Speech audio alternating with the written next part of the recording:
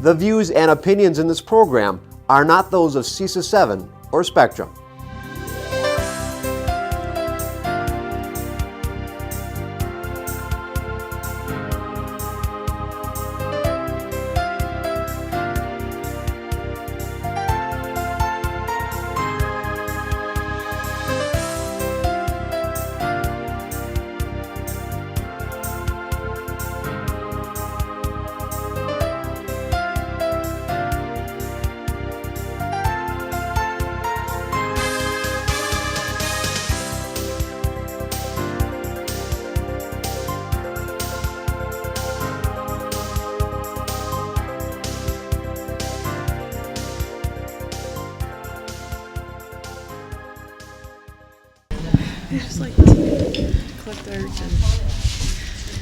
All right, I'd like to call the special board meeting to order. Oh, you made it there. And I would ask for the first motion. I move that Myron Construction Company be awarded the bid for general construction work at Dan's Elementary in the amount of $4,131,911 as presented be approved. Seconded. Any questions? Oh, Sandy? Maloney? Aye. Warren? Aye. Dorf? Aye. Sitnikov? Aye. Becker? Aye. McCoy? Aye. Shelton? Aye. Carried 7-0. I move that IEI General Contracts be awarded the bid for general construction work at Sullivan Elementary School in the amount of $3,379,200 as presented be approved. Seconded. Sandy? McCoy? Aye. Shelton? Aye. Becker? Aye. Maloney? Aye. Sitnikov? Aye. Warren? Aye. Dorf? Aye. Carried 7-0. I move that the board authorize the administration to enter into an agreement for the lease of the property at 701 Cherry Street for purposes of the location of the NEW School of Innovation and John Dewey Academy of Learning. Seconded. Any questions? Okay, Sandy? Becker? Aye. Sitnikov?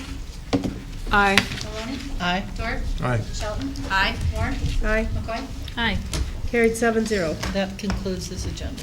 And I'd entertain a motion for adjournment. So moved. Second. All in favor? Aye. Aye. Opposed?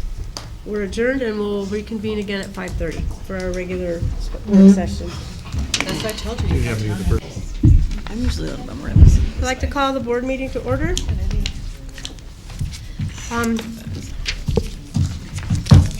All 7 board members are present tonight. We're also joined around the table by members of Dr. Michelle Langenfeld's cabinet and Dr. Michelle Langenfeld to my left. Also Sandy Heller, our board secretary. And we have 2 intercity student council members, Jamie Barbian, who's our president from West High School, and Anna Smits, who comes also from West High School. Hi, Anna. And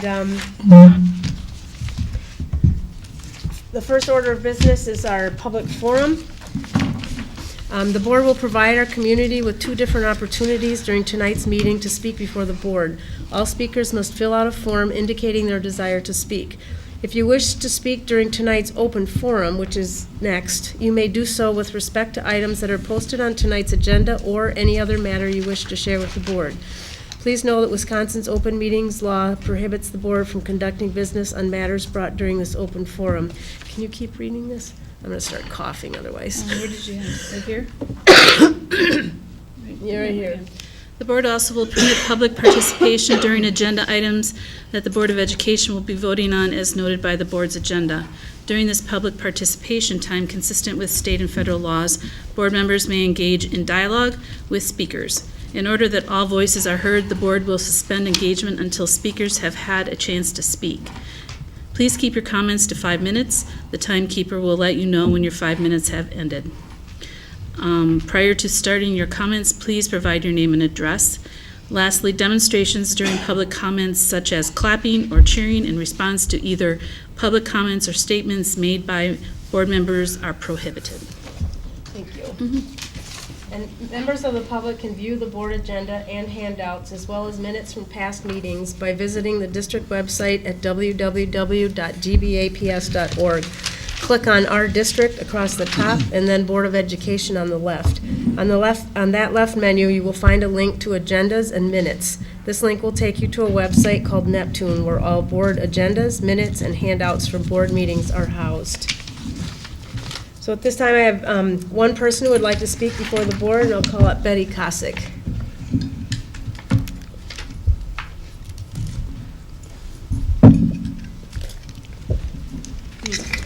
Needs the microphone.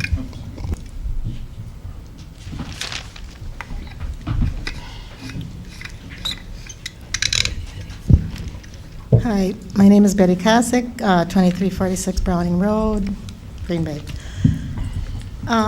Speaking for myself tonight, I just want to review a couple, some things that we went over before. I was up here talking about quite a while ago. I haven't been around for a couple months, so I might be missing some things that happened, but I just want to revisit some things that we talked about before regarding audio, visual, and comfort of the room. So I apologize that I haven't been around and I haven't checked in with Lori at all, so some of these things might have been taken care of already.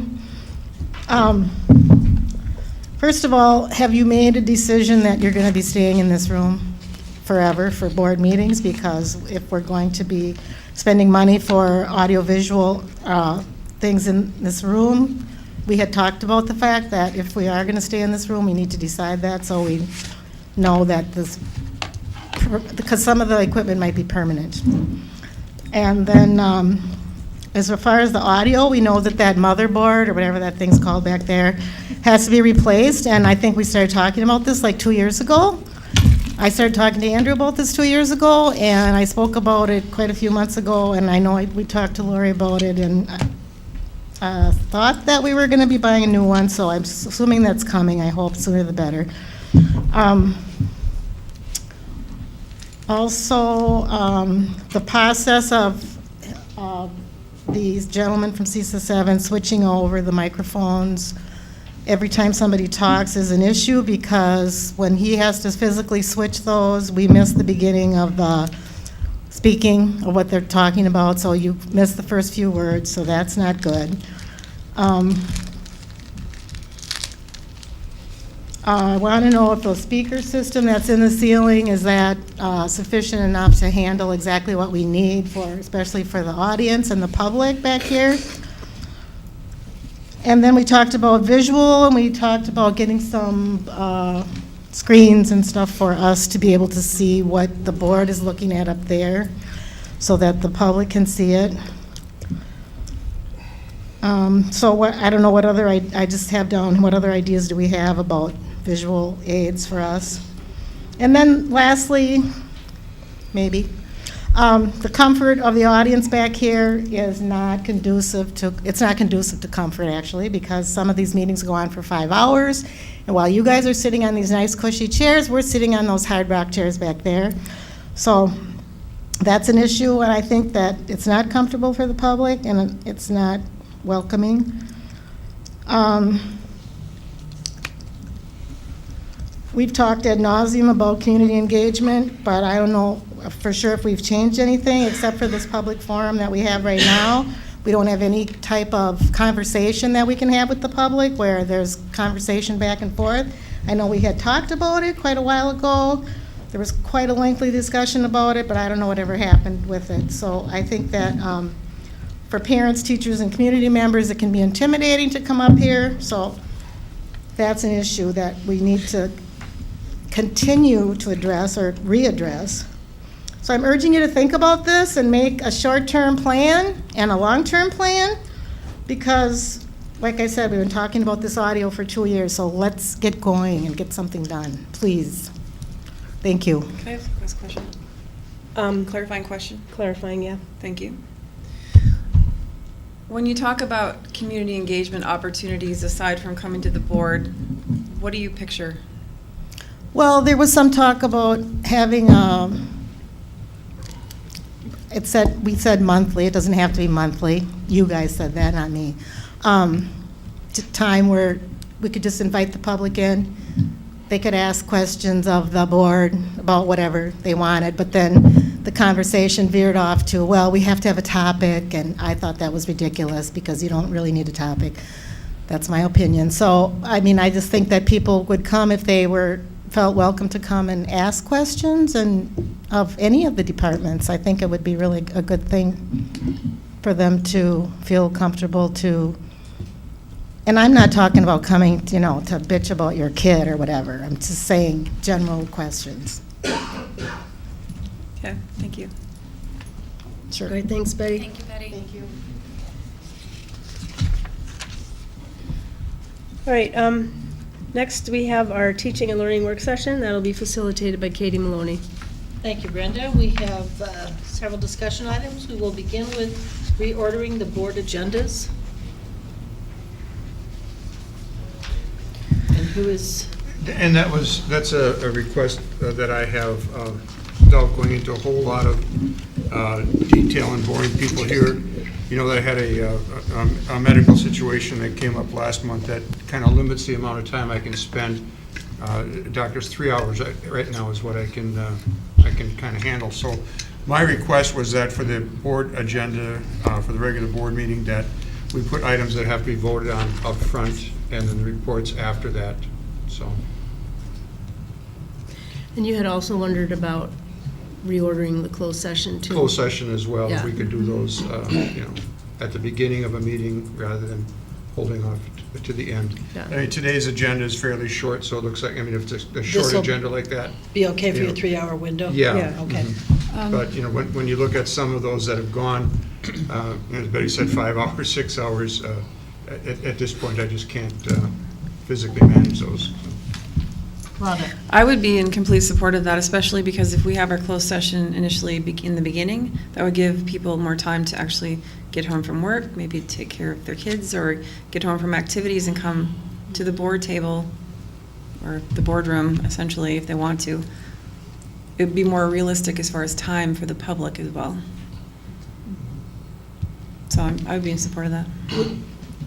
Andrew? Yeah, I like that idea too, and I think it could be combined with potentially changing the start time of the board meeting to 6 o'clock, which would be more public friendly for, 5 is cutting it close for people to show up. In a case like today, I don't know how much closed session material there is, but it could have either been, closed session could have been at 5 with the special at 5 posted for 5:45, or if that didn't make sense, the special could have been posted at 6 with board immediately to follow. And then Melissa, we can, if posted correctly, we can leave and we could adjourn closed session and resume it later if posted correctly?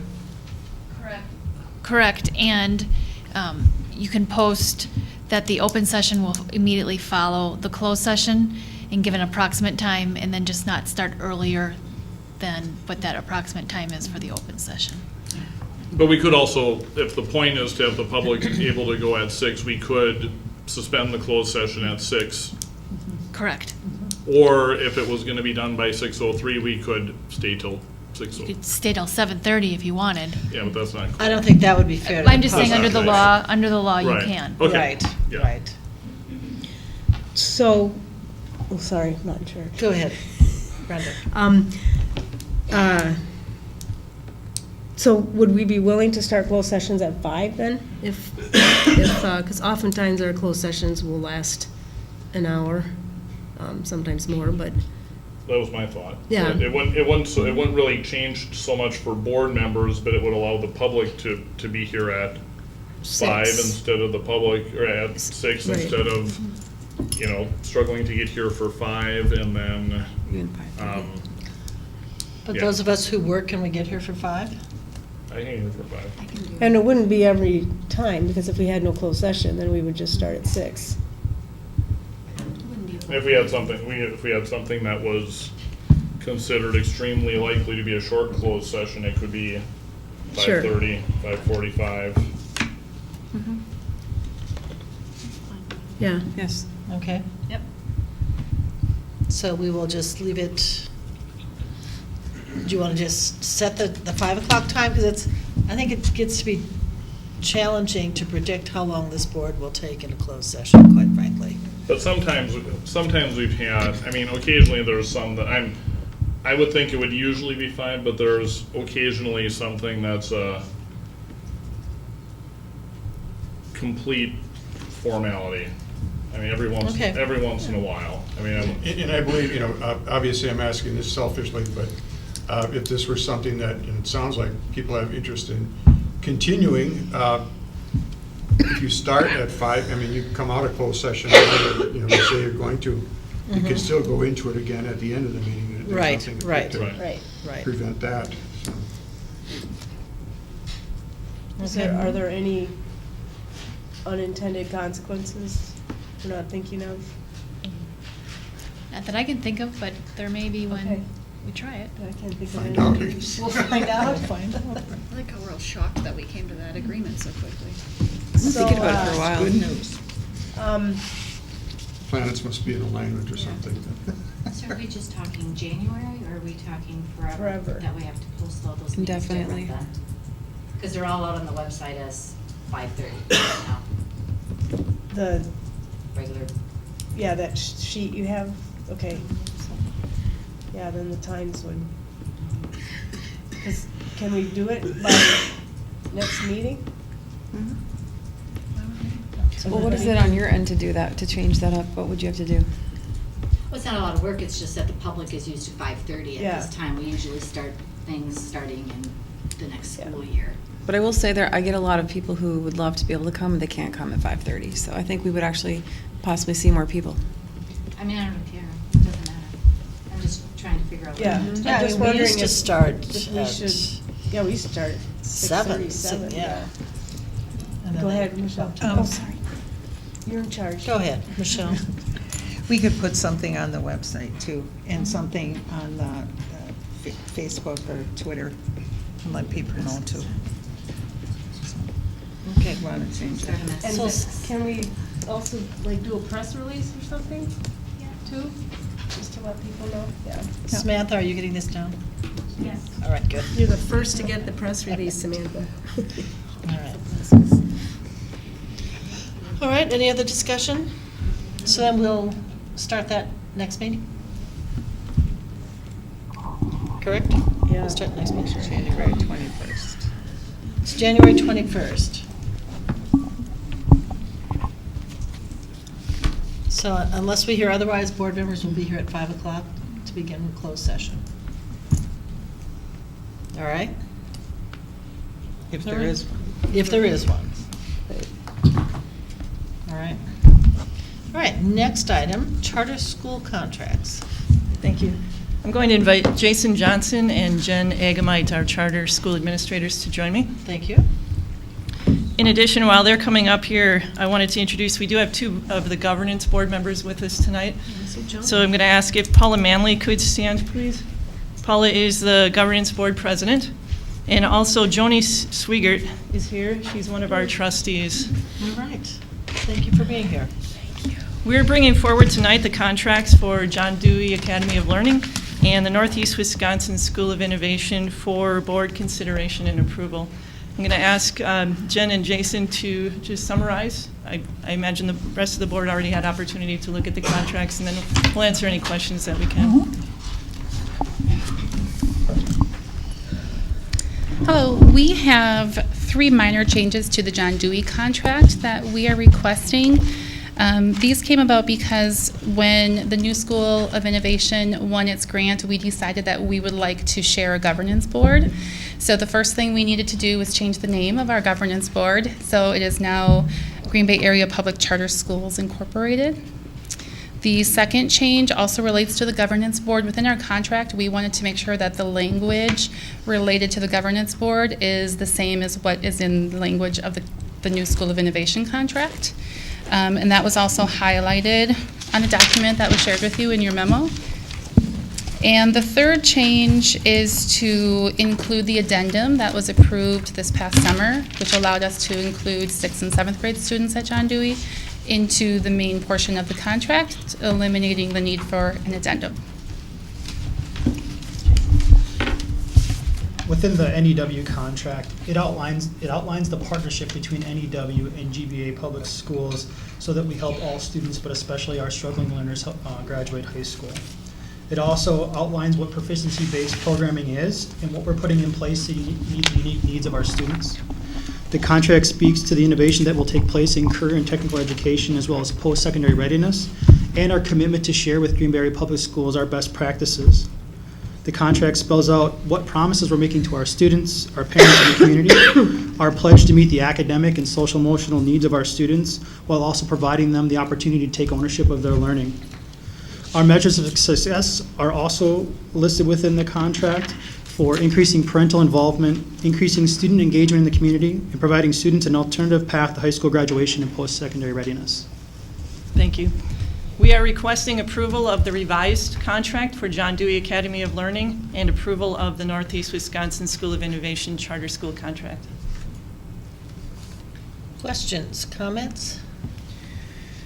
I have a lot. A lot? I have a lot.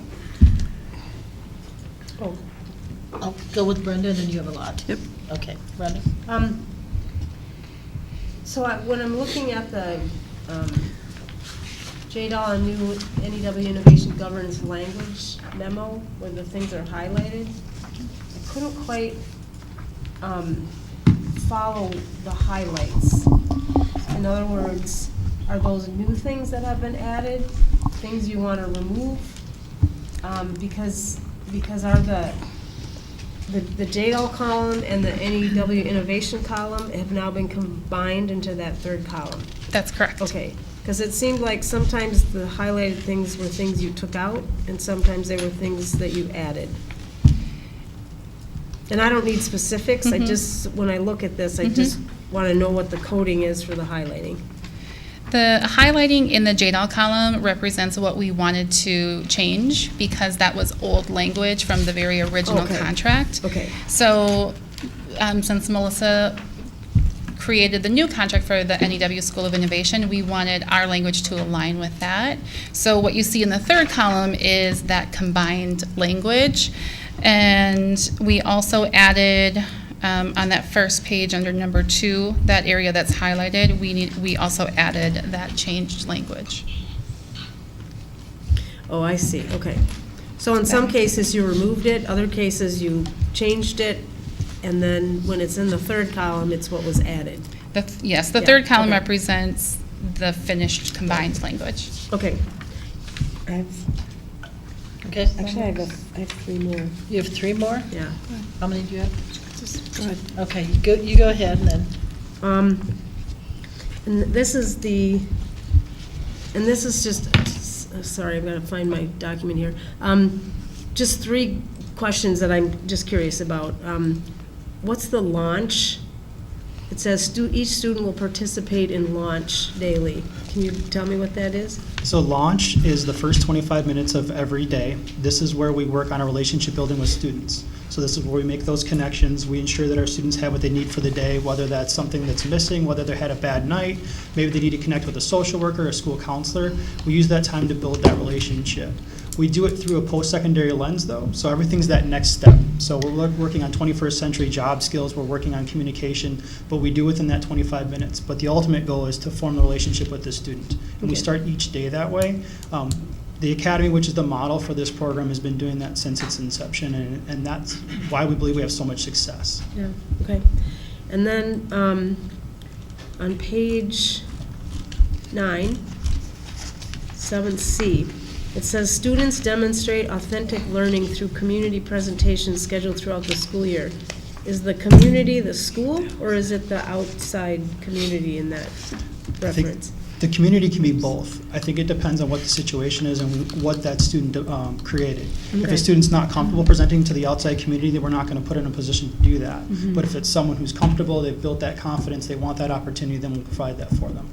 But if they need something else, then that's what we'll provide.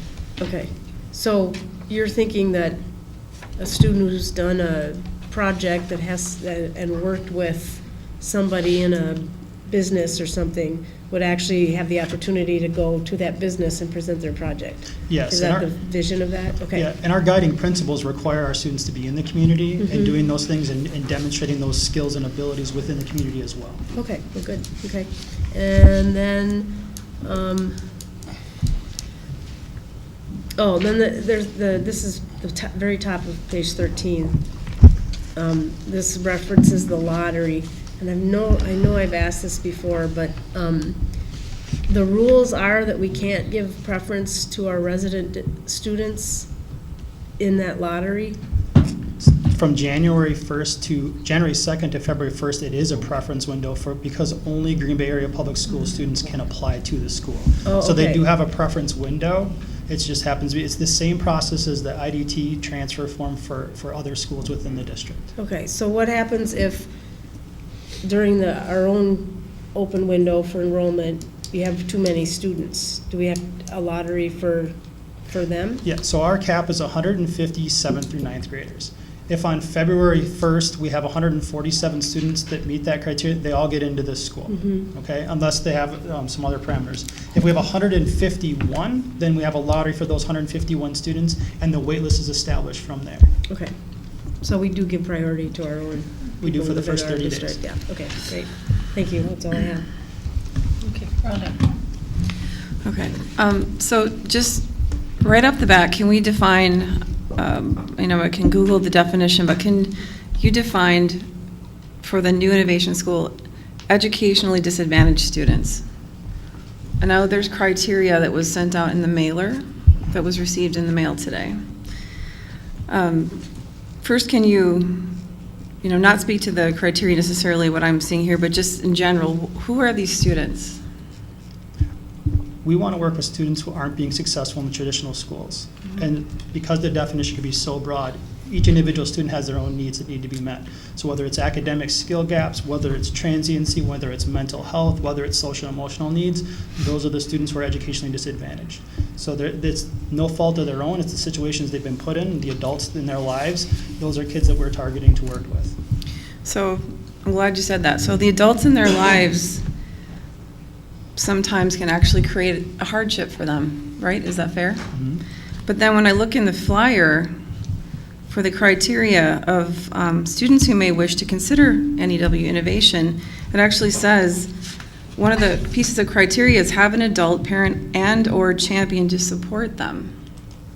So can you clarify what that means? Yep, so we put the champion in there because it doesn't have to be someone that's related to that student. We're hoping that there is someone in that student's life that can advocate for them, that can help them get there where they want to go.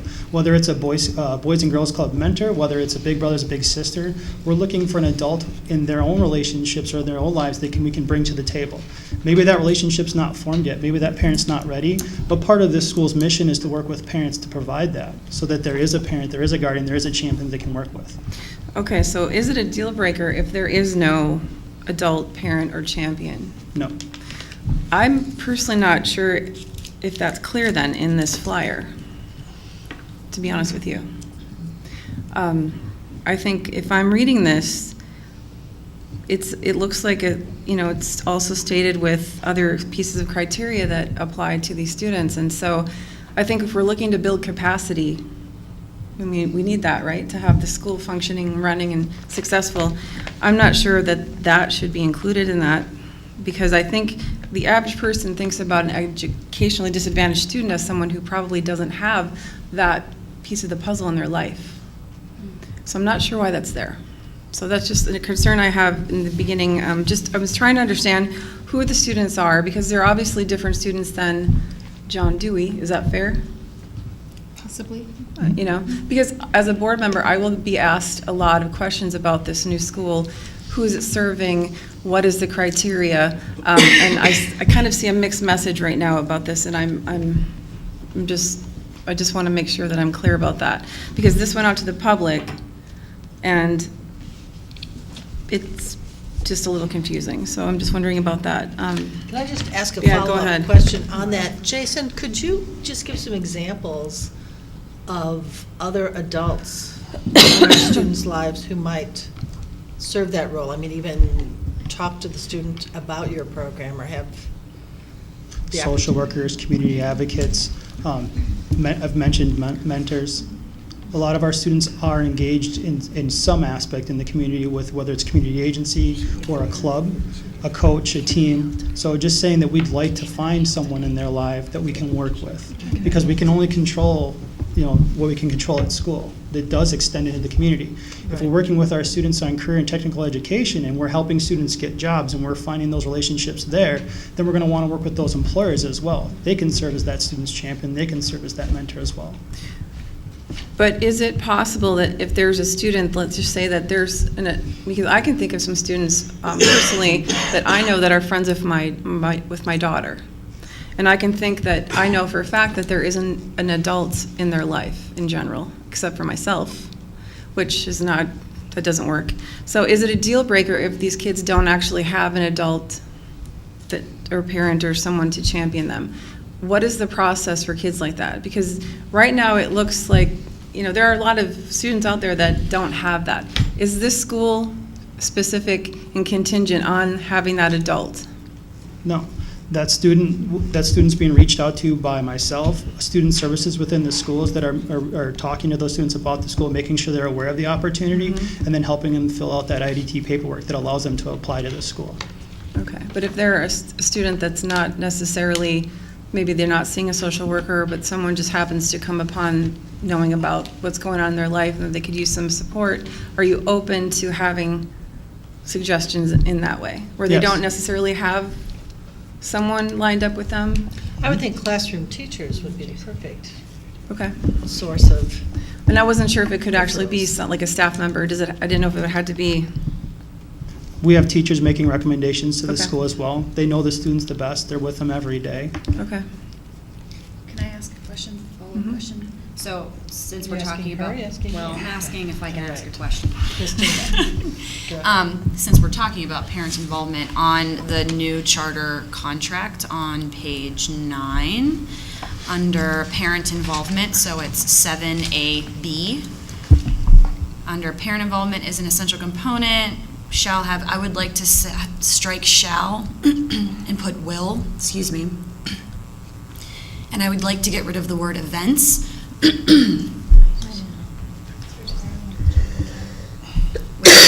you say? Oh, sorry. I didn't realize you didn't have a microphone.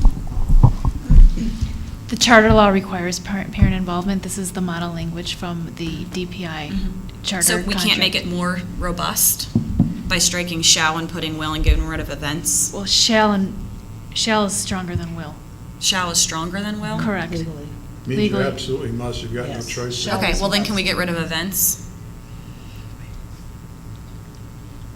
Because events seem like one-off type of engagement of parents, so I don't really think it's necessarily to have the word events in there, because it doesn't seem ongoing to me. This is NEW's, how they're going to decide public parent participation. Right. So we don't, the school district, there has to be a certain level of autonomy, so the school district wouldn't dictate that to NEW how they wanted to set up that parent participation. So do we have to approve this? Correct, the contract, and as part of a negotiations. Right. Well, that's what I'm asking, is that possible that we could make some changes to the language?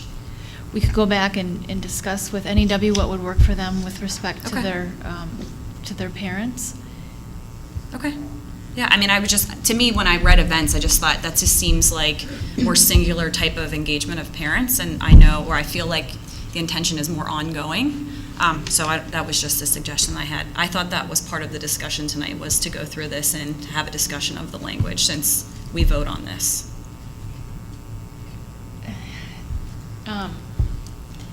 Yes. Okay. Yes. Sure, yeah. I want to make sure, that's what I thought we were doing this evening, is talking about this contract and making sure we're in agreement of what the expectations are. I don't know, Michelle, if you want to talk about, or Brenda, the board's role in like the drafting of the contract and how that, the governance role in that sort of thing. I don't know if that's my role to discuss with that. Yeah, you probably know it. You know the law better than I do. Well, and it's not really the law, it's governance versus management, so if you want to discuss. Yeah, so our role is we're less involved in charter schools than we are in the governance of our own district. So we set the parameters and the expectations, and then it's hands off, because the charter school is required to have. Isn't that what we're doing autonomy. now, though? That's what we're doing. Yeah, I mean, I can tell you're uncomfortable, and so just explain. Go ahead, Michelle. I would offer that really, as we looked at John Dewey, it's an accountability piece that the Board of Education is responsible for in a charter situation, and then each has their separate governance board bringing forward the charter as the team and your governance board put together. And then what will happen, our board sitting here at this table, the Board of Education needs to be comfortable that there's a level of accountability so students can be successful.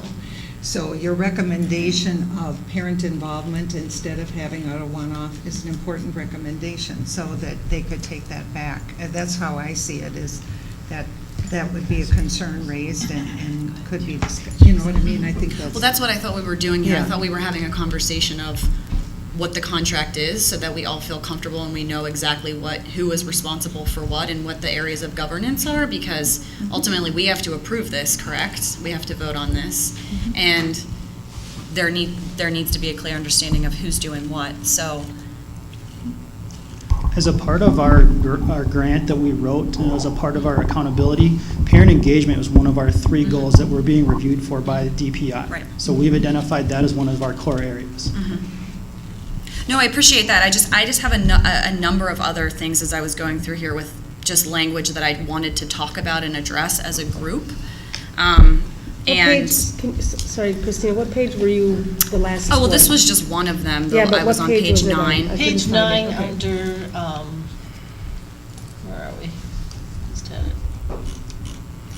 Under parent involvement. Jason, if you want to just respond, feel free to respond to, I mean, we can raise concerns, but then. Yeah, I guess what I can do is just go through some of the things that jumped out at me, and then we can have a discussion. You all can take that into consideration with the contract. Would that be?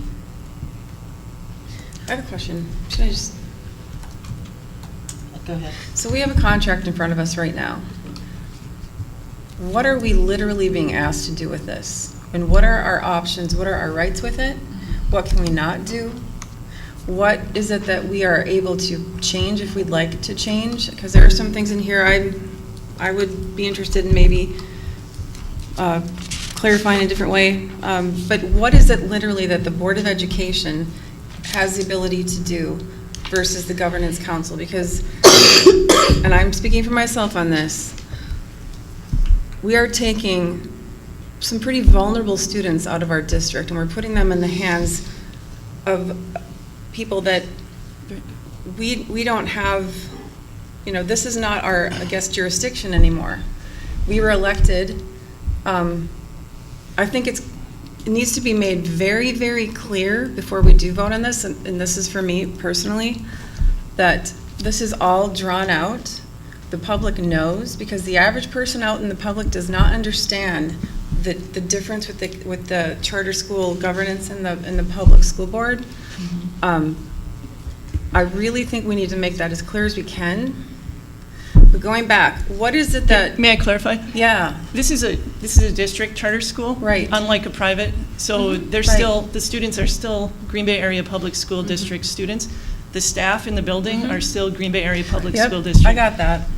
But we don't have, but it says all over this contract that the autonomy that they have, and you just, struggled to even answer the question to some degree, because we don't, there's management and then there's governance council and whatnot. I think it needs to be made very clear, because this community is small enough where if there's something happening at this school, I'm going to get a phone call. I know this already. So what is it that I have the right to do? Who would I send it off to if I don't? There's a lot of, it's very gray, it's very blurry, right? And even with the contract itself, I spent a lot of time on this contract. I have questions, and I think I have suggestions as well that I'm hoping will be heard and considered and possibly altered and amended. Because at the end of the day, yes, these are our students and these are our employees, but you know, we know what it looks like when there's a disconnect between oversight, right? That can get ugly. So I want to make sure, and it is my job to make sure that these students in the school are taken care of to the best that they can be when I don't have that direct oversight. The board will not be in these meetings. It's stated right here. We're not getting probably paperwork. We're getting updates a few times a year. That's stated in the contract. Can I clarify? Their Yeah. governance council meetings are all posted and they're all open meetings and you can attend. And that's fine. their But the reality is, agendas- I'm not going to probably get the information in the same format.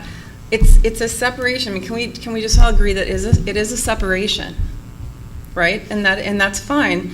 But right now, it's kind of not, because the contract's in front of us.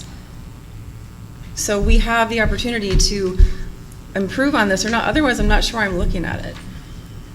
Well, yeah, I mean, right, it's the whole point of public charter is that we're going to give some autonomy for more than the usual autonomy beyond what a neighborhood school would have. There's a lot of autonomy in here. is specifically listed in the Right, contract. listed here. Otherwise, So- if they have not asked for an exception to any of the board policies, any of the district's requirements, those all govern, and that's why Jason explained to you that entrance and selection into the school is the same as any other district choice school, same with JDOL. They have not asked for an exception in the contract for that process. So all of the district's policies, except for the ones in the contract that they've asked for exceptions, apply. It's an instrumentality charter. It's governed by the school board, and the governance council governs with respect to what is enumerated in this contract and the things they've asked it for exceptions. But when I go to page 8 and I look under J and I look at J2, it says to develop policies and procedures specifically unique to the daily operations of the school that are not addressed in existing district policies. So that's additional areas of autonomy. They have a lot there's a lot there. So they can come up with policies and procedures because they specifically felt, based on the conversations that they're having, that we're not having, that they're allowed to create policies and procedures. Does that come to us before they can do that, or they can just go ahead and do it? Right? Didn't that say where there aren't established policies, then they can It's page 8. create them? Yes, page 8. It just says unique to the daily operations. Right, which Like is very your that are not addressed. 25-minute launch Right. thing. But it, My that understanding doesn't, They would still be obligated to follow all policies that are in existence. Right. that are in add to- existence, add- but it add says that policies are and not procedures, but could not- addressed. Could not But so- disregard policies that we already have. in But that's place. not what that says. It says to develop policies and procedures specifically unique to the daily operations of the school that are not addressed. So they might find something that's not in policy, and then can they create a policy and a procedure? And if they can, does it come to us, or can they just create it? That's the autonomy of a charter. Right, so so it is, but if it's not in our, I mean, any school can, right? I mean, a neighborhood school, if there's not something in our policy, then I can be assumed they can do that, right? I mean, yeah, but is They're that not neighborhood school? violating our policy. they can't, I mean, they can't say that, right? They can't say that they can't say that you can, Do locker searches when you're not allowed to do locker searches. right, because that's against our policy. So let's say it's something that's not even, it all has nothing to do, they create just an entirely different. I guess the question is, can they create a procedure and policy of their own without checking with the school? I mean, we don't have oversight on The that. difference too is that with a school within our, not a charter school, we have governance and oversight of what schools do. But it's another step of being removed from knowing what's happening. Is that what you're? And that's what I'm saying. And again, when I think about, when we talk about who the students who are going to be in the school, these are the concerns I have. I just wonder, what is it that the Board of Education in the district can touch and what can't we touch? It's not real clear, and we can't even, I mean, it's not even clear here right now. Historically, we've had regular updates from John Dewey. Mhm. We've heard more about John Dewey than some of our But this other is not schools. John Dewey, and that was stated a few minutes ago, and we know that it's not the same as John Dewey. So we cannot discuss it as if it is, because it's not. It's a different I'm school. holding out John Dewey as our current experience with the charter school. Yep, but I think when we're talking about really vulnerable students in the district, I think we have to be really intentional about, I plan to be very intentional about a contract that I'm signing over for their well-being. So I'm just concerned. So I think if I'm correct here, the elephant in the room, I think, is that traditionally in the last few times we've reviewed this contract is the board hasn't had suggested changes. Probably.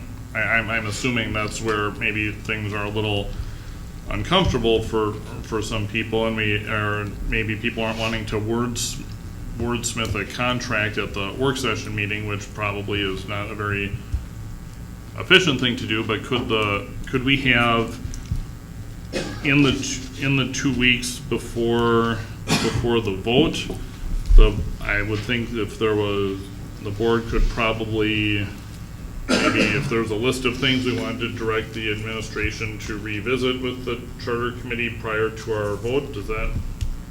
Well, can I just give an example? And this is honestly the only thing that I'm interested in possibly changing.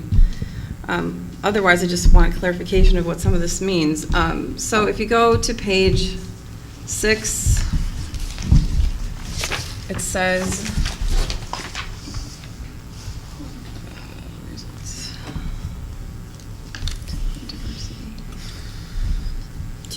yeah, thank you. The district and council recognize, Roman numeral? I'm sorry, it's 2C, I'm sorry. The district and council recognize the importance of diversity and representation and shall strive to include members of diverse backgrounds and ethnicities. I would love to see it say, the district and council recognize the importance of diversity and representation and shall include members of diverse backgrounds and ethnicities. Strive is well, we're hopeful, but I just feel like that is really important to me, to make sure that that is checked off. That's a non-negotiable. I think knowing the demographics of our district and knowing what's going to more than likely happen there, I think that shouldn't be negotiable. So we discussed that in our negotiations between the governance council and administration, and the problem with including the language as you discussed, Rhonda, is that if we cannot have diverse members, because sometimes you just don't get people to volunteer. These are our volunteer positions, and if we were not compliant with that language as you've described, we would be in violation of the contract, and by law they have to have a governance council, and Sure. we would not be able to then have a governance council function for the school. Is it possible that if you came across that problem, that you could amend the contract then? Can I ask a question though? How do you define diverse? Because diverse just means a wide array of voices and people and backgrounds.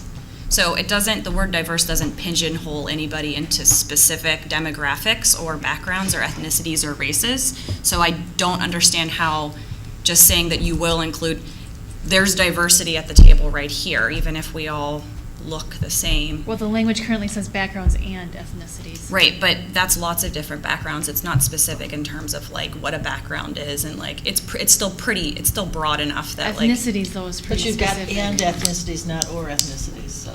Okay, I'll guarantee you that if you can only, in the extraordinarily unlikely event that the only people who volunteer that are qualified to serve are of one ethnicity, I will personally guarantee one qualified person of a different ethnicity. So that's my part. Am I worried that someone's gonna we strove for it, but look, here's who showed up, and up to everyone? Of course not. I know that's not even anything that anybody wants, right? But there's there's a message that, you know what, we're gonna have, this board will include, there's no quota statement in it. It's not like where we say for students, it should roughly reflect the proportions of the district. It's just saying we'll have, to say that it will have members of diverse backgrounds and ethnicities, that's not setting a crazy bar, I don't think. If it said, you know, a percentage or the, you know, 3 of this group and 3 of that group, that would be going too far, and that's not right either. But we're not saying that, so. What is the length of this contract? 5 years. 5 years. We did run into the problem with JDAL. They did not have a governance council because we couldn't get anybody to serve on the governance council. So my concern is setting them up for success, and if we include too stringent of language, we may not have any individuals. Sure, and I understand the concerns that they're expressing over there.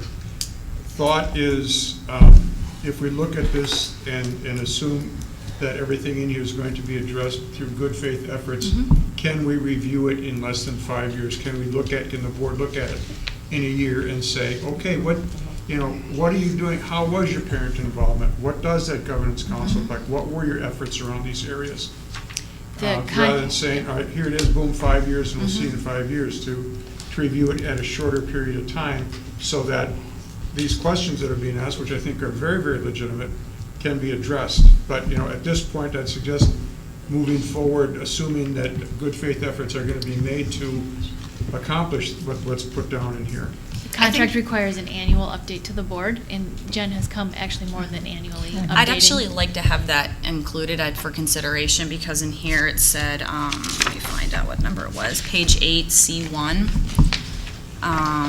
I'd like to be more specific about that, where it said shall make reports to the board as may reasonably as requested. You said Jen's been here many times, and I appreciate your time coming here, Jen, but I would like for this to include a more specific statement, something like no less than 4 times a year, or I'd like there to be a numerical value. Furthermore, I think it's really important that we have this discussion on the language. I'm not here to wordsmith this contract, but I am responsible for this contract, and good faith is wonderful. I think you're both awesome, and I wish and I want to set you up for success, but at the end of the day, policies matter and language matters, and this drives what we do.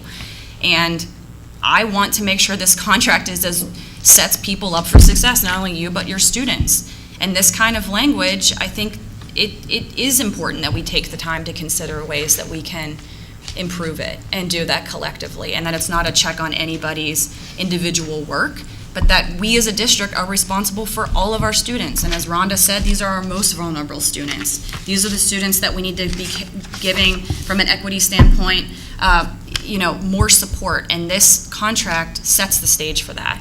And that's why I spent so much time looking at this, is because that's my job, and I'm responsible for these students. And I appreciate the work that's gone into this, but I do think that there are ways that we can improve this contract, and I don't think that's I don't think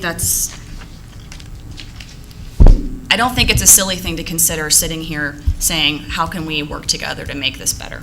How many people are on the governance council right now, and like as we speak, have they been chosen? There are 9 members on the governance council currently. And who chose the members? How were they selected?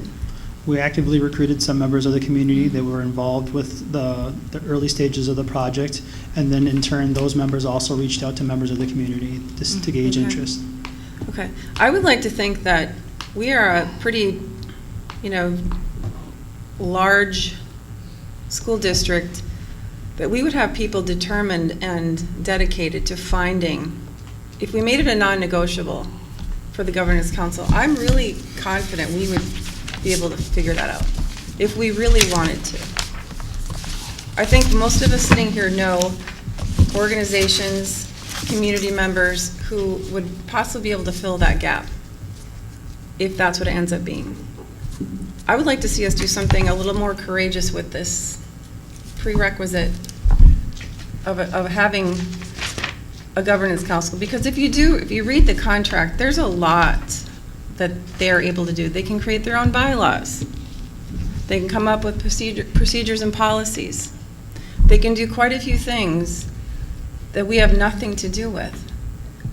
And I'm sitting here today and I'm fighting for this because I think it matters a lot. And I also have a lot of faith that the people in this room and the people that we know can make that happen if we really wanted to. So I'm going to go ahead and just ask for that change. I really want to see that change. I want to see it say that shall include members instead of strike strive out of there.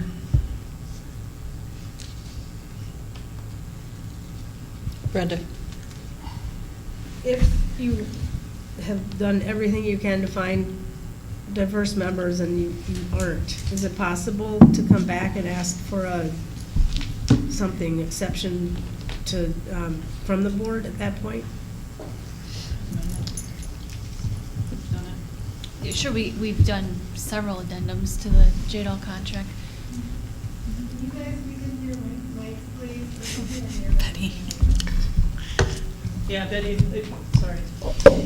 We've done that before, so we can certainly do that. I mean, I'm just thinking as a compromise to putting the language in, I don't want the governance council to fold because we've put something so rigid in the contract. Is it possible to come back and ask for an exception or whatever?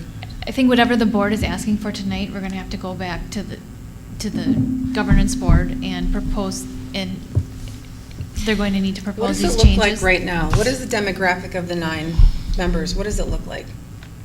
In what way? In terms of ethnicity and diversity of background. 2 African Americans, 1 Hispanic female. We have elderly, we have young. Yeah.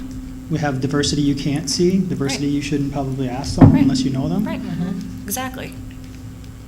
So you're good, great. you're good. Yeah. I mean, Well, we're good, but these people might not be here in the next 5 years. They might be on here for a year, and I mean, so what I'm asking this for is because we already know we can get it, right? Because we have it. So why can't we just include it as a non-negotiable? We'll bring it back. Thank you. I have a question. Go ahead, Michelle. As a follow-up, I know that we have closely aligned with the university and with the technical college, and some of these representatives who represent ethnically diverse backgrounds are serving in leadership roles in those institutions. My question is, if we continue with that pathway, I would assume we are going to continue with our higher ed partners. This shouldn't be an issue, certainly. And then as we reach out to our broader community, we should be able to do this. I certainly understand and appreciate the language. And so as I'm going to take it back, Melissa, correct me if I'm wrong. This is about what our Board of Education that sits with me wants to make sure in terms of accountability around their governance, their governance role for the governance council. Is that an accurate? This is because to Rhonda's point, and I agree, and you see it in here, that accountability piece is really what this body has to hold. And so then the question becomes, what would make you feel more confident to be able to support this effort? And multiple reporting processes, things like that. I mean, I think the 4 years is never happened, but it certainly needs to be articulated. So just to help support this, I just want to be really clear that the accountability at the end of the day does rest here. However, the governance and one of the big important parts of charters is autonomy to be able to have that day-to-day meet the needs of children where they come through the door. So it's that fine balance. And I think the DPI consultant will tell us in working with the DPI consultant that the Charter Governance Council can decide who makes up the Governance Charter Council. But we'll go back with that proposed change and see if they're amenable to it. But at the end of the day, I think the DPI will tell us that the school district, the school board cannot decide who makes up their governance council. That's for them to decide in their bylaws. But we have to approve this contract. It's in the contract. Correct. So Yeah, that's true. Yeah. So you could stop this. Yeah, I'm not saying I Process. will, I'm just saying that you have to But you approve could. it. Yeah. Right. Because that's the oversight. Correct. Right, Yes. yes, okay. And I think it's, to your point, we know this, which is why we're trying to get some things done tonight, right? I mean, we know once this is gone off into the sunset of the charter school, it's in their hands, and they do have autonomy, which is exactly why we're going through this. The other thing is the five-year contract, again, unlikely though this is a situation where I know that I can say right now, today, am I certain that we have people in the charter governing board selection process committed to making sure a diversity of backgrounds and ethnicities are present? Yes, today I am certain of that because you did it already, okay? But since you do have to be relatively hands-off for 5 years, I hope you're around in 5 years. I hope you're all around in 5 years. But people change, circumstances change, and that's part of. I guess the bar is a little higher if it's something that we're going to set a contract and be kind of more hands-off for 5 years. I think like I said, if I came right down to it, there's, and I'm sure I was having a little bit of fun with it, but I did mean it. I mean, I can find a non-traditional, diverse candidate for a board who would love to do it from a trades background. But yeah, I think it's one word, but I think it's an important one that sends a message. Bearing in mind, this board is not looking to undermine your project. We No, appreciate absolutely everything not. that you have done to bring us to this point. Just looking to dot a couple of I's, cross a few T's, just in a way that we can all be comfortable with it. Okay, so if there's something that, and we'll go over some of the things that they have concerns about, and if there's something that you don't see your governing board agreeing to or anticipating, let us know. I mean, that's where the conversation is. Feel free to challenge, okay? But tip your microphone up a little bit, Jason. Thank you. So Betty can hear you in the back. And it does lie on us. We are elected. We are, people choose us to make sure that, I mean, this is our job, right, to do this. Okay, so if we can go, you have a list? No, I mean, I Christina, think, well, what- one of the other questions I have is this is a very lengthy document, and are there policies, district policies, that I know there's state policies that they'll be exempt from. Are there district policies that there will be exemptions for? Yeah, I don't expect you to know, but Starting page 7. Okay. Unless they are enumerated in this contract. Okay. Which number is that? I'm on page 7, section B. Autonomy. Right. Starting with number 1. So those are state exemptions. Well, not necessarily. If you look at number 2, NEW shall have the autonomy in the areas of starting and ending times, the school calendar, the teacher workday duties. Right, so those are our policies. Those are our requirements. It would be helpful, I think, for the community, and I will speak for myself as well, to have these policies that you all will be exempt from in one document, to just say these are the policy numbers, exemptions, and to have some sort of mapping document as well as you build out new policies to be able to see what exemptions are, and then new policies where we can track that for our community as people have questions.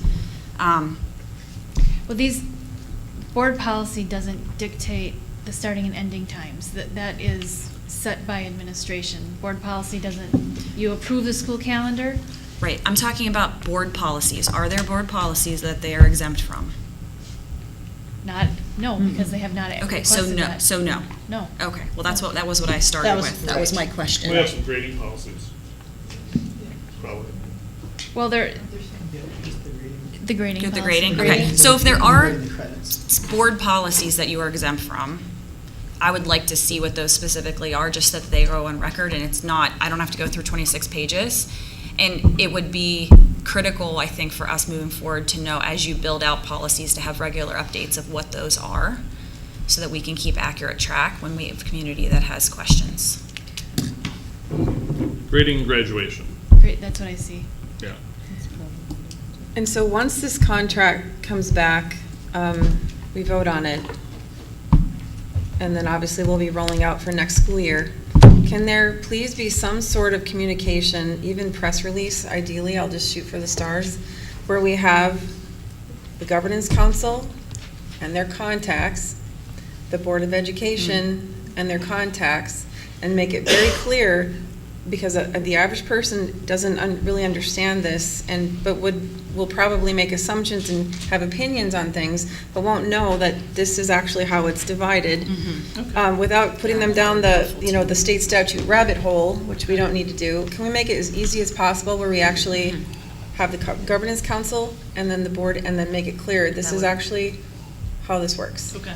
If you look on JDL's website already, there's a Governance Council section on their website, so we can also put their contact names and... That, but also can there be some sort of communication to the public where, because the average person doesn't understand public charter school. They just understand charter schools, public schools. And what do you mean you just approved a charter school? I thought you're public, Board of Education. Who's responsible for what? And as simple as it could be spelled out for people that this is actually what this is, right? And this is why we're doing it. And these are the people responsible for the oversight and the governance. Just however that can happen, that would be great. Okay. Thank you. Okay. Any other? Just give me 1 second. Okay, go ahead. Oh, on page 8, this is just more of a general question. Page 8, 2E, is that right? Graduation requirements? Yeah. Given that is, the credits may not be equivalent, can you just talk to, do you see that being at all an issue with when students transitioning to higher ed, if there's a difference with credit requirements not being equivalent to the district? So we're going to actually be working with higher ed on that aspect. I think our students will be at an advantage over their peers. When a college registrar, someone who's looking at an application, looks at someone's application and they just have the normal 22 credits, they see grades, they see whatever else, they can look at that and make a determination. But when they look at our transcript, they look at a student's learning profile, they're going to say, what is this? They're going to have to take a deeper look, and that's going to involve a conversation with a counselor, with someone from the school, for them to take a deeper dive, looking at their portfolio and actually demonstrating that, yes, I can do college work, here's the multiple times that I've demonstrated. Our mentor school has used this method for the last 7 years, and they have said it's been a definite help to their students getting into post-secondary. And with our relationship with UWGB, they'll be along for the ride as how we develop that transcript, how we develop that school profile, so that it's not such a big issue when they get there. Okay, great. Our students will still have the same standards that students in the rest of the comprehensive schools are meeting. It's just a different path. So the same literacy standards, the same social studies standards are going to be addressed. They're just not earning a credit. They have to demonstrate mastery throughout their process. We're just not saying you sit in this class for 3 months, you pass a test, you get a credit. You have to demonstrate mastery over the whole time. As you build that out, I'd love to have additional updates on that, just to see where you go with that. Thank you, Jason. Anything else? So can we just kind of go through, just kind of can you repeat the request, and so we're, we were clear and it's on its way.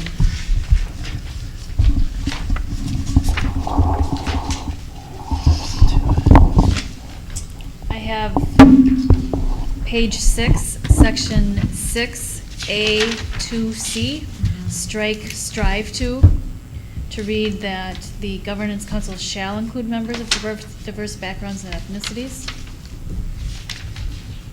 I have on page 8, section B, 2, D, and E, that somewhere on the web page would indicate that there was a request for autonomy on grading and graduation requirements, because those are the only two board policies with respect to the request for a waiver.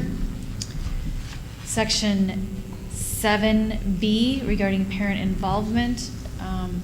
We're okay with the word shall, but we want the words events struck in. I didn't catch, Christina, what you were asking for to be replaced with. Just nothing. Okay, parent, okay, strike events. And Page 8.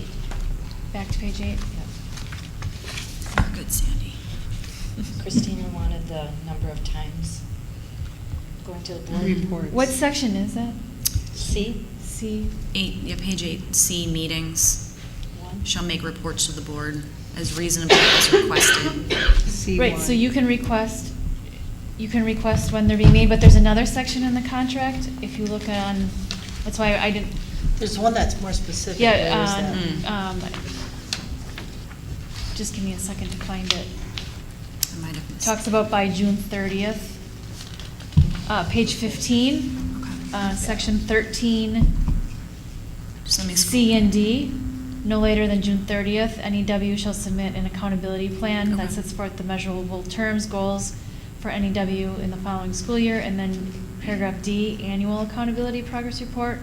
No later than June 30th, they'll submit a school performance report to the district which states how the school's made progress on the goals identified in the accountability plan established in the prior year. So that's, you've seen JDL come forward. Jen works with Gwen Stramp to do that accountability plan annually, and that's what's presented to the board. Thank you for pointing out that language. I personally, as an independent school board member, would like to have it written in here that you will come one other time at a mid-year point to just check in. It doesn't have to be anything lengthy and hourly, but I would like to see more than once a year. Okay, Yeah. we'll go back to the governance council. Thank with that. you.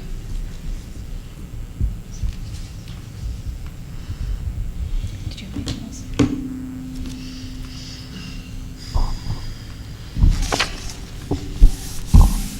And I'm guessing you want the same changes in the JDL contract? Yes, please. I just have one other question, Katie. All right, Christina. Sure. You all have gone into a lot of detail about the students that you're working with. I know, Jen, I've been over to JDL and met with you and seen the students that you work with. Can you talk a little bit about your philosophy of how you see enrolling and reaching out? I know you talked about, Rhonda was asking some questions earlier, but you know, we know that historically charter schools have played a role in sort of resegregating public spaces, and that's a significant consideration. It needs to be intentional as we move forward, because there are undertones, especially for some people when we use terms of disadvantaged students or economically disadvantaged and what that means. So can you, Jason, just talk a little bit how you plan to ensure that this charter school doesn't become or contribute to further segregation of public spaces and public schools? If we look at the academy program that's housed at East High School right now, I think it mirrors pretty accurately what the district population makeup is. We see between 25 and 30% EL population, whether that's Hispanic or Somali. We see anywhere from 18 to 26% African American, and it kind of filters out that way. We've been really intentional with the groups that we're talking to make sure that we're informing everyone of the school and the opportunities, whether it's talking to Black Youth Alliance, talking to the Casa Alba Melanie, working with the COMSA, the Refugee Center, but also just the different agencies within the city as well. Mm-hmm. So just ensuring that our message is out there and that they're hearing it from us and they're getting the true information. Thank you. And I also think just the student services departments at the schools are also working to identify those students as well. I look forward to hearing more about that. Thank you. Thank you. Any other questions or comments? Hearing none, we'll move that forward. Jen, Jason, thank you very much. Next discussion item will be space availability for open enrollment. Oh, I lost my spot.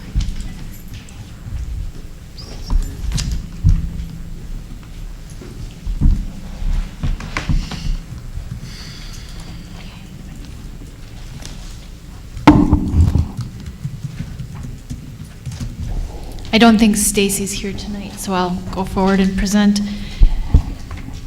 We're bringing forward to you the space allocations for open enrollment. It's very similar to what we have done in years past.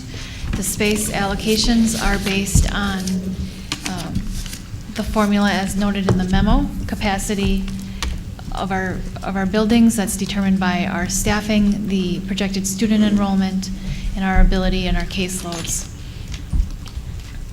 We are not making any recommendations. I'm sorry, our recommendation is to set no spaces for regular education, because as the memo indicates, you apply to a district for open enrollment, not to a particular school or program, and we are able to find spots for students who apply for open enrollment in our schools.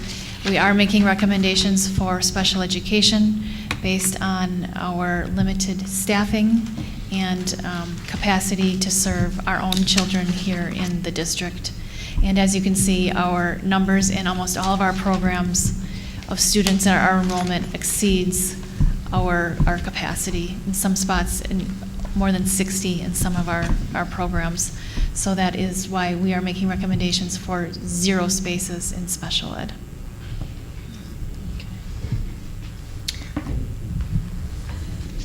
Rhonda. Can you make that as clear as possible what that means? So if I'm coming from De Pere and I want a choice into Green Bay, so if I am not coming with an IEP, I can't actually come into the district and maybe be qualified for one. So I can't, can you just make that as clear as possible so it's on record what that means? Because, again, I keep going back to this, but there's really nothing even in this that tells the general public what that means as well. So there is confusion out there about what that means. Can we make that as clear as possible, what we're saying when we say that? Did you say I have an IEP or I don't have an IEP? No, I do not have one. I do not have an IEP. So you're applying under regular open enrollment. You apply to the district. The application does provide for parents to indicate what schools they prefer. We accept you into the district. You will get a letter from the district saying you're accepted into Green Bay.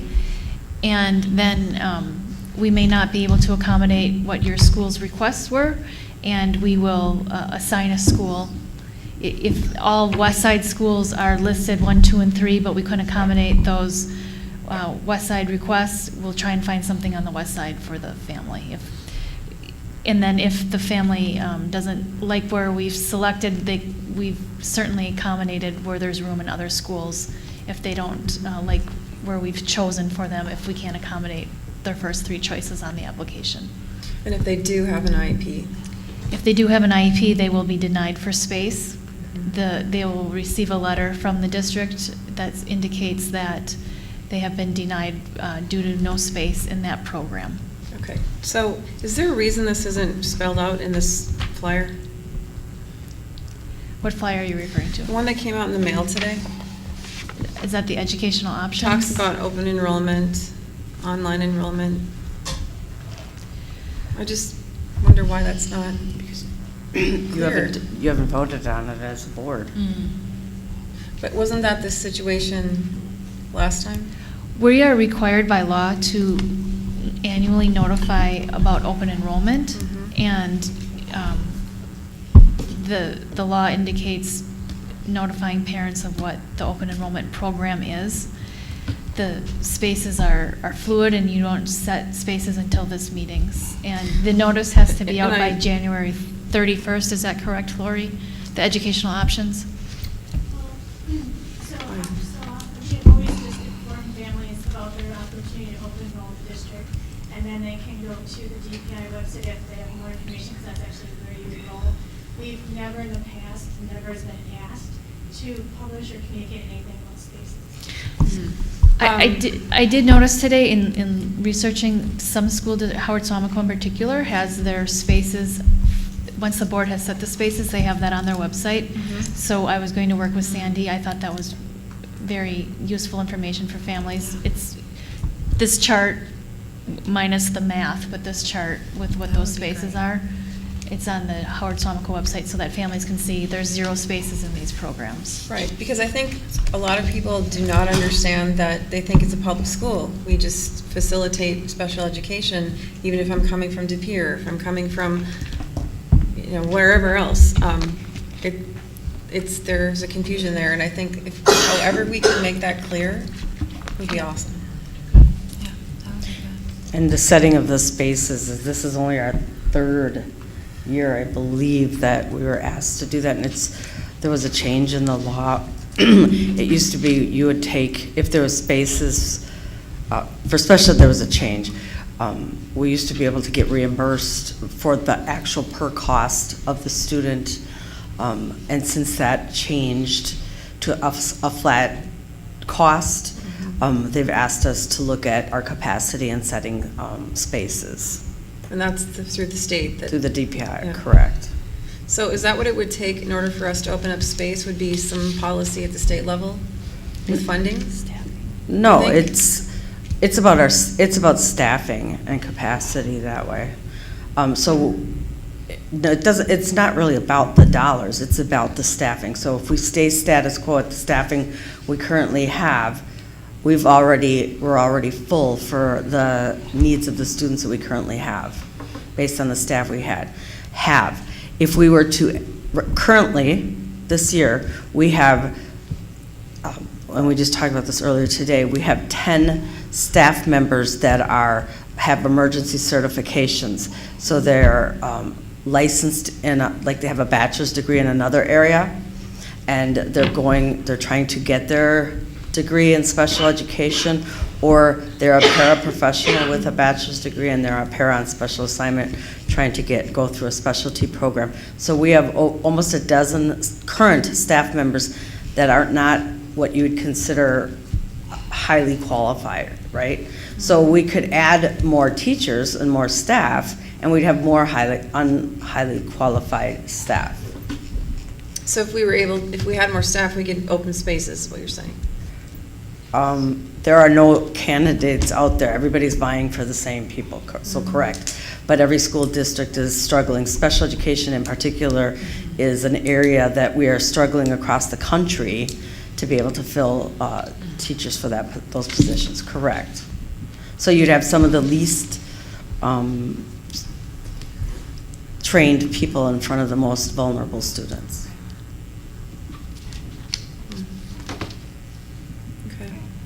Andrew. So I guess my perspective on this is, and then if there's someone here for public engagement, is that after we go around? Right, I'm going to be calling on him after your... you have one, okay. I have one. So I completely understand that it's not easy to find people to fill these positions, but I think not only because, but especially because we are in a very negative open enrollment situation. I don't want to be turning people away, not only for that reason, but that is a part of it. I also don't want to tell people no who want to come to Green Bay and who think their kids can be better served here. And, that means that we might be in a position of having to look for we're doing hiring all the time. We're doing hiring now.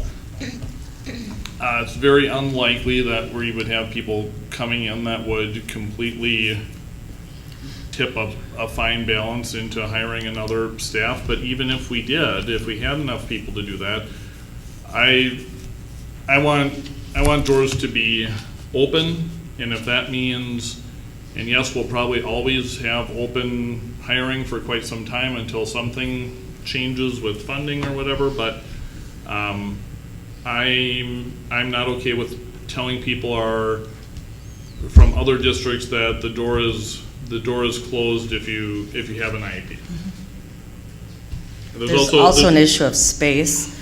And then if you add students with disabilities, then that would mean we would need to add more, possibly more speech pathologists, more occupational therapists, more physical therapists.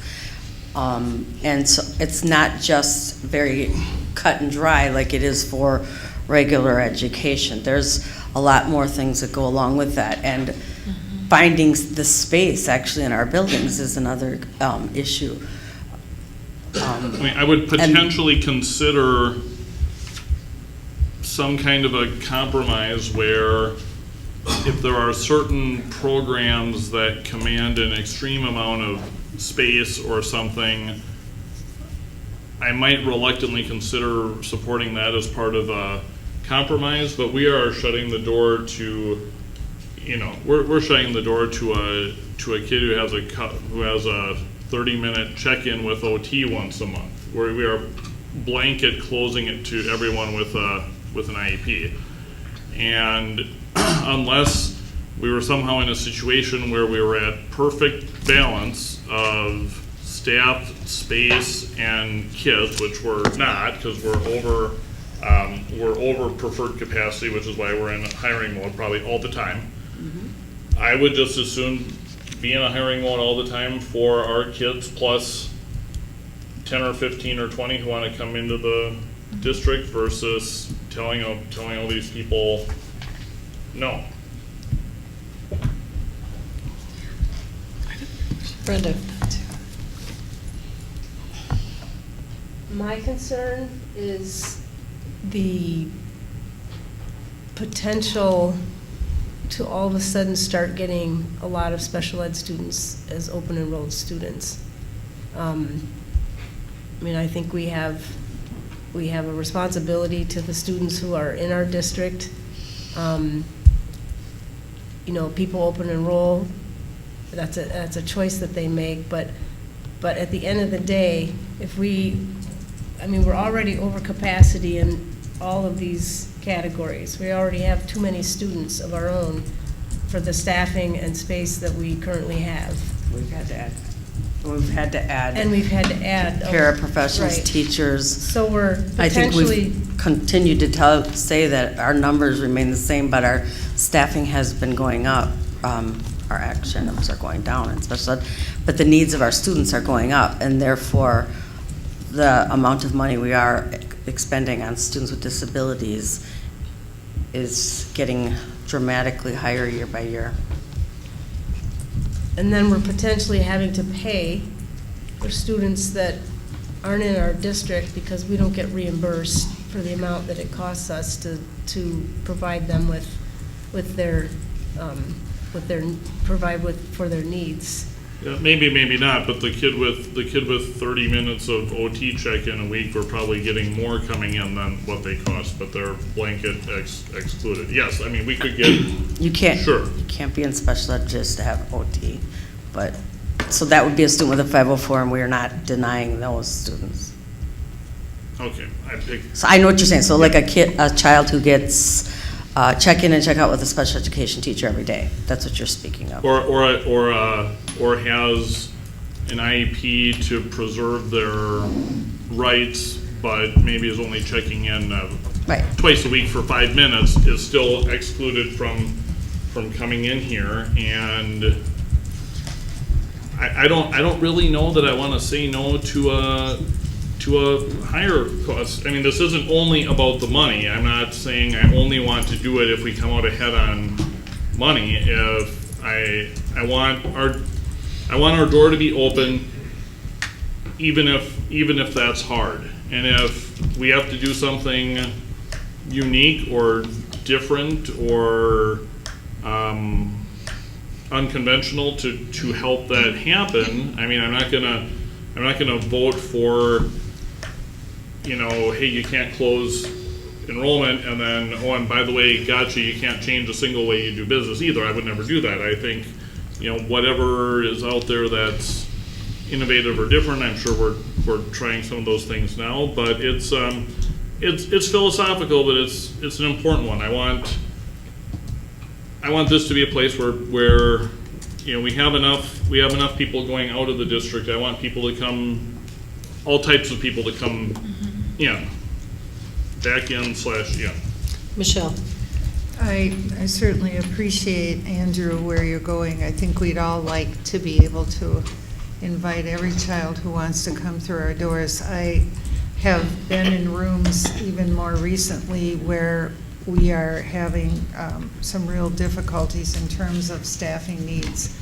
And that's the part that concerns me. And my question then to the team here is, can you differentiate which children you take once you open those slots? Because to Andrew's point, there are children with varied needs. And again, you know, can you say, well, we have X teachers, so we could do this student, but we don't have any teachers right now. We're down 3 school psychs, or you know what I'm saying, or OTPT. Can you differentiate based on who you have on your team? The space, as you see in the memo, the spaces are set by program. So once you've set those spaces by program, students apply for the program. You are not allowed to review the individual needs of each child. Correct. And discern if you can deliver services you are those able needs. to review the IEP with respect to whether you have that program in your school, but assuming, let's say it's the cross-categorical elementary program, you wouldn't be able to say, well, this child needs less services than this child, so we'll choose this child. If you had 2 spaces and 3 applicants, Correct. you would do the lottery, like Jason said, for can't. the charter school. So That would be a form of discrimination. Correct. Right, so I guess that's really a large concern, because I would want every child to be served well. And that's the pieces on do we have the capacity? That's, you know, what you take the dollars off the table. I think about the teachers and the staff, and we're working hard for special education paras right now, really high need area. So if anyone's out there that wants to join us, we certainly welcome that every day. We're short. So does this happen? And I have no idea about this, so this could be a really dumb question, but do you have a student, let's say they're homeless, they come to Green Bay because they found a place to live, and they were in De Pere, they had an IEP, they applied to come to Green Bay, they're told we can't accommodate the IEP. Are they still allowed to come into the school district as a student that can't be served with special education? Are you And saying do we it's have a student who's McKinney-Vento and wants to, like, homeless, and they now reside somewhere in Green Bay? Let's just say we don't even know they're homeless. Just say they're coming from De Pere, something happened, maybe their parents split up, they're coming to Green Bay now. They live here, they don't, or they can't be served with special education. And they're told that, and we're aware that that's happening. Are we able to still take them? Do we still take them as a student who has special education needs, but we can't facilitate their special education? In your example, they live here. If they live here, we have to take them. Even if No, they come no, if they open enrolled into Green Bay. So they're not Because a of- resident. Right, that's what I'm saying. But they came with they had an IP, something happened in their life, now they're coming into this school district area. We know that we don't have space for them, and they didn't realize that, now they're told that. Do we still take them as a student, even though we can't facilitate their special needs? You're saying they've moved to Green Bay? You're saying, They have when a you say they're residence in coming Green into the Bay. district, But are they're open enrolling, or are they actually They're residing? open, no, they're coming, okay. So Tommy lives in De Pere, Tommy has an IP in De Pere. He's coming in through open enrollment into this area because something happened with his family or whatever's going on. He still lives in Well, De he Pere. didn't still open lives in enroll De Pere. in, Yes. if it passes as written, he was told, no, you cannot open enroll in. Right. I'm probably not explaining myself because I'm really tired, but do you know what I'm saying? Do we have that happen, and do we just deny, so are they still able to come? He just even wouldn't though have the IEP service. It depends on where he becomes homeless, and is he sleeping on the couch of somebody in Green Bay? Sometimes. Or Well, then some, McKinney-Vento. then they would be able to be accepted through McKinney-Vento, or they would actually also have the opportunity to stay in De Pere because of the homeless piece of that. Okay. They could stay in De Pere and be served in De Pere. Or they could, or De Pere would have to provide services and transportation. Right. But if he's homeless, he can get it through that program then? Right. Correct. Okay. Thank you. All right. Any other? I'm going to invite John Yankee. And we will need a microphone, please, John Magus. Gladly. Thank you.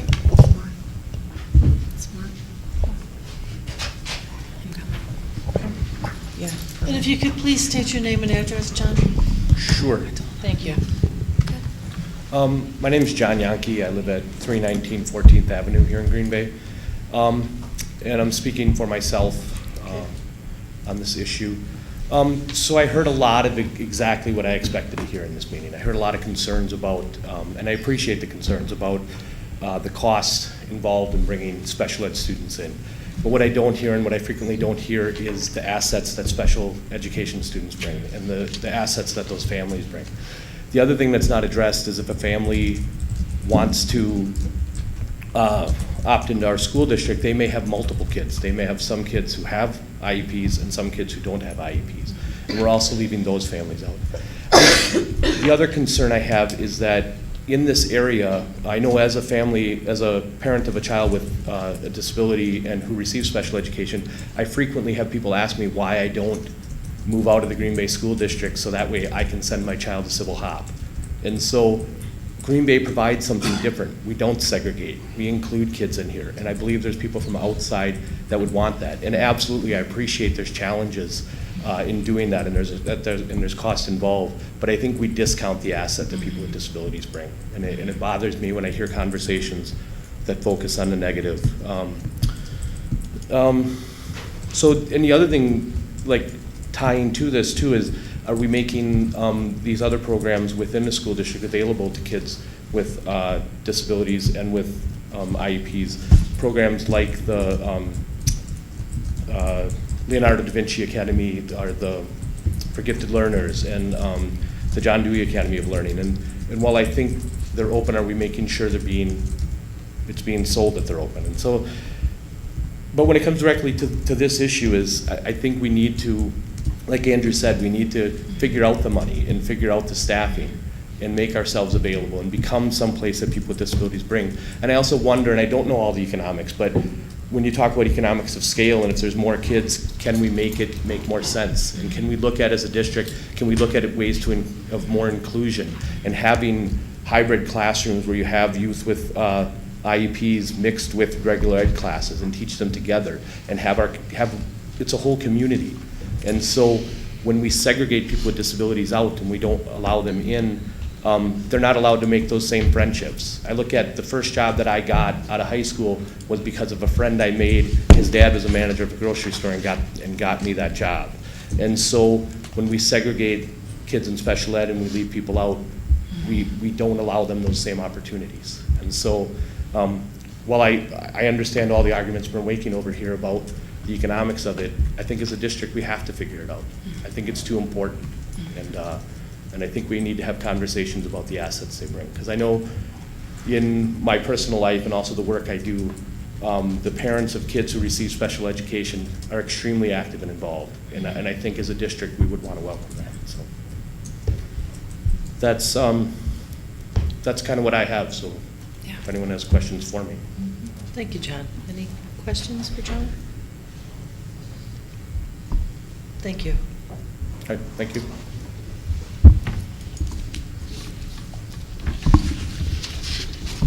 Any other discussion about this? I think it's just an interesting discussion because it just speaks to the need for deep public investment in public education. We have kids that have a lot of needs. We have families that have a lot of needs, and we have to go above and beyond to find the money and fight for the money and fight for our kids. And so, do we have challenges? We absolutely do. Yes, we do. But that is the importance of advocacy and good policy and public investment.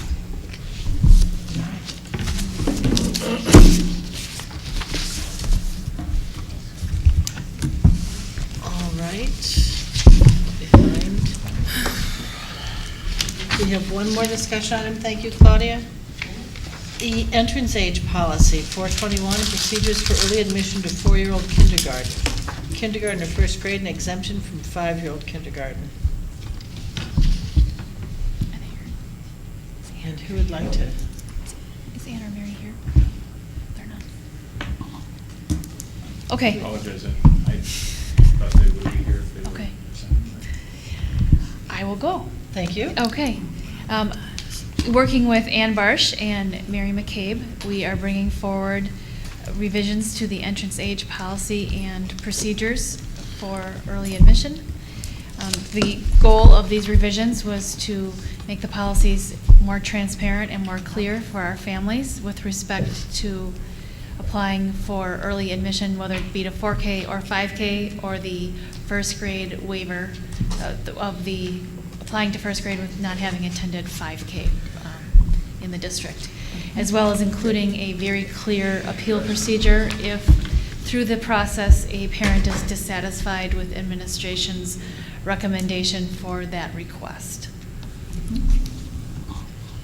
And that was an important piece that was voiced by, there was a community member question related to that. Very good question based on some NPR reporting and some other things that we were already in process of adding an appeal process, but that was something that we wanted to make sure that it was included so that we're looking at the individual needs of the child rather than just straight black and white policy. You gonna let that parent know? I certainly will. You should.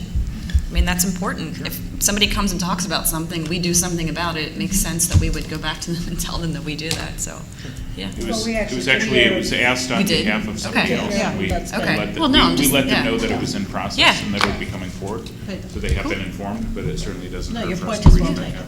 That's great, thanks, Sean. I think that the piece, if I... Please, Judy, go ahead. It's a free I was going to say, the piece was that the rule and the policy weren't aligned. They weren't as clear. There was language missing, and so if you looked at just the rules or the policy, you didn't see what the rules said and vice versa. And it's really trying to bridge that, and I think we've had a couple of important cases that we needed to look at very deeply, and it was certainly timely that we do this, and now that we're in the open enrollment window, it's real appropriate to have that discussion again, so. Any other questions or comments? Hearing none, we'll move that forward. And that concludes the teaching and learning work session. All right, next we have organizational support. That will be facilitated by Andy Becker. All right, under organizational support, discussion items, business and finance, no discussion items, human resources, no discussion items. Discussion and public comment, business and finance, no discussion, public comment items. Human resources, one item, which is the 2019-20 school calendar. Yes, attached in that was the first draft of the 2019-2020 school calendar.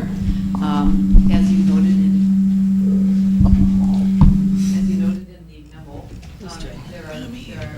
the change is to add back this year the school final exams, semester exams and then final exams.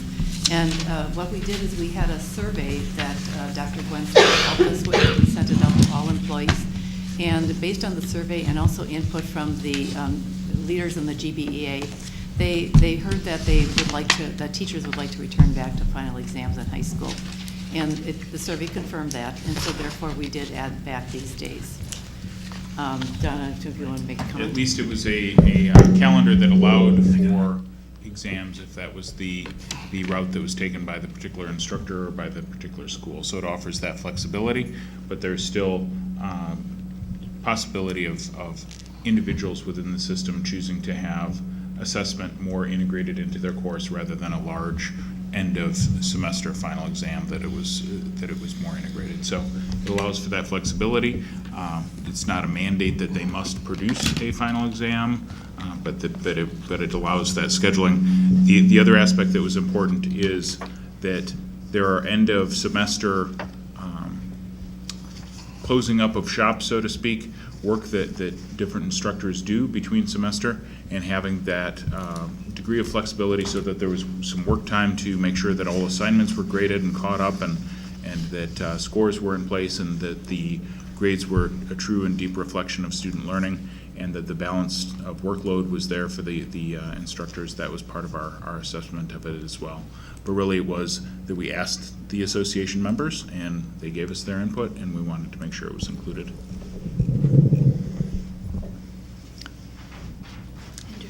Brenda?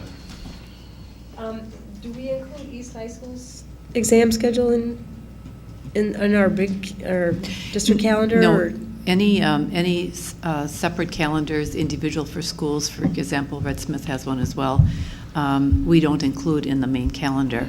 But last year, I think, because East it was the first year that they were going to their trimester schedule, it was presented, I think, on the superintendent reports. The board did see it. Okay, so we just don't put those I don't know differences that in the calendar. Right, we don't put the differences for the individual schools on this calendar. Okay. And this is what will go on the intranet, but the other school calendars will as well. But we just don't collectively, as this large group committee, look at the individual calendars. Okay. They're done with their executive directors and the principals. So East High School probably has school January 15th, 16th, 17th, and they're incorporating their semester exam somewhere in November. Yes. And they just have their own schedule that it's incumbent upon them to communicate to their families. That's right. That it's different than the one that's for the whole district. Yeah, they would, Lori would work with Judy and then the staff at the school to do it. Okay. This committee isn't involved. Okay, thanks. Other questions? All right, we'll move that forward. Then we have a closed session motion. I move that the board adjourn into closed session pursuant to Wisconsin Statute 1985-1C, considering employment, promotion, compensation, or performance evaluation data of any public employee over which the governmental body has jurisdiction or exercises responsibility, and pursuant to Wisconsin Statute 1985-1F, considering financial, medical, social, or personal histories or disciplinary data of specific persons, preliminary consideration of specific personnel problems, or the investigation of charges against specific persons, except where paragraph B applies, which, if discussed in public, would be likely to have a substantial adverse effect upon the reputation of any person referred to in such histories or data or involved in such problems or investigations, to wit, notification to board members regarding personnel matters, and pursuant to Wisconsin Statute 1985-1C, considering employment, promotion, compensation, or performance evaluation of any public employee over which the governmental body has jurisdiction or exercise responsibility, to wit,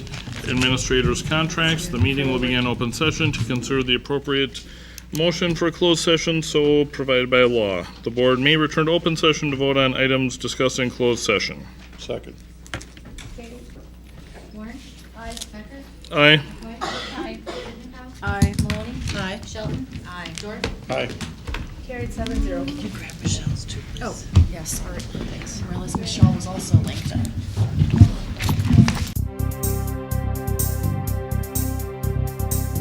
You have been watching the Green Bay Area Public School District's Board of Education meeting. Please visit the school district's website, www.gbaps.org, to view the program again.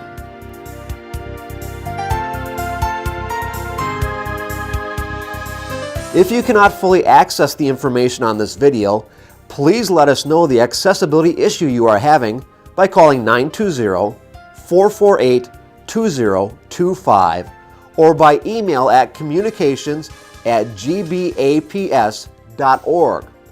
We will try to provide the information to you in an alternative format and/or make the necessary improvements to make the information accessible.